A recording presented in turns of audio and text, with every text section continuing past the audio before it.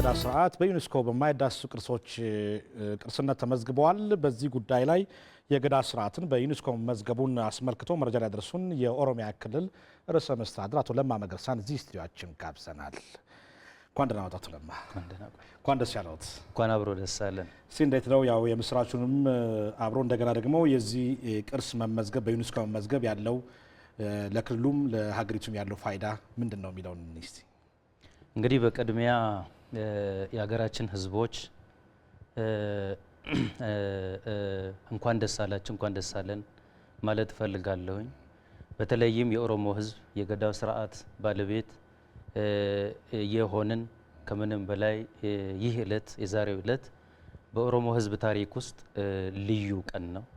ድል የተመዘገበበት ቀን ስለሆነ ከምንም ጊዜ በላይ ደስ ያለን ቀን ቢኖር ያንዱ የዛሬው ዕለት ስለሆነ እንኳን ደስ ያለን ለማለት እፈልጋለሁኝ።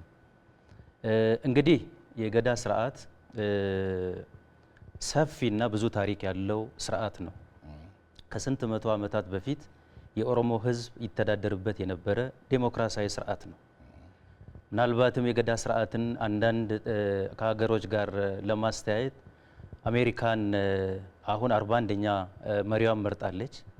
ገዳ ስርዓት 71ኛው መሪው ነው እየተዳደረ ያለው አሁን እና እንግዲህ ከአሜሪካ ሲቪላይዜሽን በፊት የኦሮሞ ህዝብ ይሄን ታላቅ ዘመናዊ ዴሞክራሲ ስርዓት የነበረው ህዝብ መሆኑን ነውና ይህንንም እንግዲህ አባቶቻችን አቆይተው ለዛሬው ትውልድ አድርሰው በዛሬው ዕለት በዩኔስኮ በማይዳሰስ ቅርስነት ተመዝግቧል።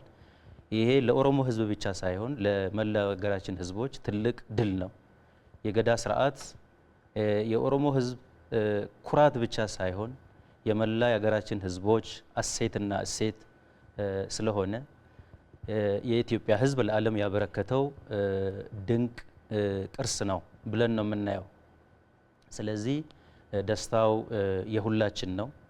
እዚህም ለመድረሱም በርካታ አካላት መንግስትም፣ ምሁራንም፣ አባገዳዎችም፣ የሀገር ሽማግሌዎች፣ የተለያዩ አካላት ከፍተኛ ተጋድሎ አድርገዋል። ከፍተኛ ጥረት አድርገው ዛሬ ለስኬት በቅቷል።